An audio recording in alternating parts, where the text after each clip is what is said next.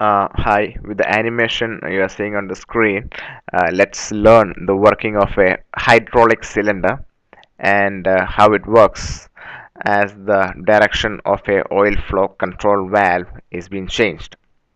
So let's identify the components in this animation. So what we have here is the control valve. Here we have the hydraulic pump, and this is the hydraulic ram over here, which has been connected towards the boom and the dipper of a construction equipment. This is the excavator side of a construction equipment. So this is the hydraulic cylinder, as you can see. This side is known as the head side of the hydraulic cylinder, and this side is called as the rod side. This is called head side because this is the maximum area of contact of the piston, and here where we have the piston rod, this is called as the rod side. So what happens is that the hydraulic pump is providing a flow through the control valve. That means the flow is reaching the control valve, but it is only allowed to pass towards the hydraulic cylinders when the ports are open. So actually the ports are being controlled manually. So here we have the spool, and as we move the spool you can see the ports get matched and being obstructed.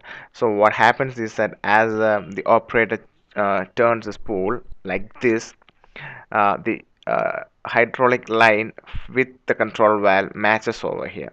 Here you can see these both lines are actually not been linked, so the flow comes over here and it stops here, but as the spool is moved, the line matches and the flow transfers through this hose and reaches the rod side of the hydraulic cylinder, and it creates a pressure and push the piston towards the rear side, and the oil in the head side actually returns back towards the tank through the control valve. So that's the simple principle of how a hydraulic cylinder works and how the control valve controls it.